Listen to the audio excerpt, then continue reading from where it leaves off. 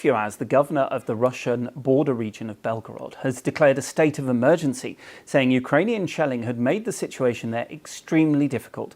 It comes as President Biden says Ukraine's surprise cross-border incursion into Russia, which started 8 days ago, has created a real dilemma for Russia's President Putin.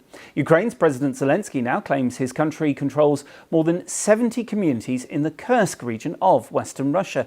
That's an area of around 1,000 square meters. Now, this map shows just how rapid the advance has been in the last 7 days, with Ukraine claiming to have taken more territory in a week than Russia has all year. Now, Russia says it has destroyed more than 100 Ukrainian drones and 4 missiles fired at its border regions overnight. Well, let's speak now to Dr. Olga Boychak, a Ukrainian senior lecturer from the University of Sydney. Doctor, thank you very much for joining us on BBC News.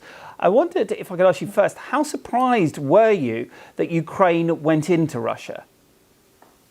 Well, this was an incursion that was brilliantly planned and executed. And of course, if it shows us something, is that in this war, which is probably the most documented war in history of mankind, there are still surprises. And the battlefront is not as transparent as we have been conditioned to see, right? We often see a lot of footage, a lot of smartphone footage, drone footage of the places where battles are taking place.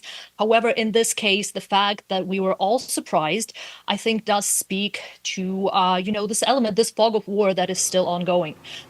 With that, I think that does reveal a lot of vulnerabilities that the Russian border has. Ukraine and Russia share up to 2,000 kilometers of the border. And I would like to perhaps make an adjustment that Ukraine now controls 1,000 square kilometers of the Kursk region. And so with this martial law being instituted, with the state of emergency being declared in those 3 border regions, that has massive and potentially catastrophic implications on the course of this war for Russia. President Biden says it creates a real dilemma for President Putin. What do you think he will now do next? It does put President Putin in a very difficult position for a few reasons. So strategically, he would have to withdraw many of the troops that are currently fighting in the east of Ukraine. We know there's been hundreds of military clashes per day in places like Chasiv Yar, like Pokrovsk. A lot of those forces would have to be withdrawn from there and dissipated along the border to protect it, as well as this state of emergency. It has a lot of implications on what those areas are going to be. So they would have to be cordoned off. There would have to be a border between among them separately, and then between them and the rest of the Russian territory. And that is kind of the scenario that we are looking at, is what they have done in Donetsk and Luhansk following their occupation in 2014. So it is very likely that the citizens in those territories would be heavily surveilled, right? Every citizen there becomes a potential Ukrainian collaborator. And so that will have implications on their ability to move in and out of those regions.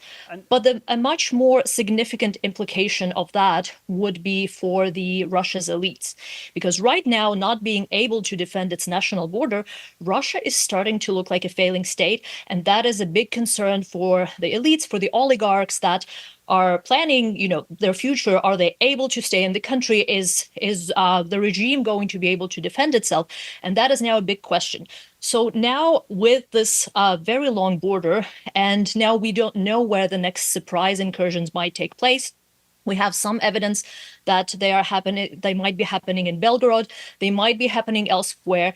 And so Russia will end up playing this whack-a-mole game across the whole border, trying to contain the Ukrainian forces. And that will potentially really weaken its abilities to continue this war. And this is something that Ukraine is particularly looking forward to disrupt their military supply chains, their logistical supply chains, and make it really impossible or very difficult for them to continue attacking Ukraine. Dr. Olga Boychak, thank you very much for joining us here on BBC News. Thank you.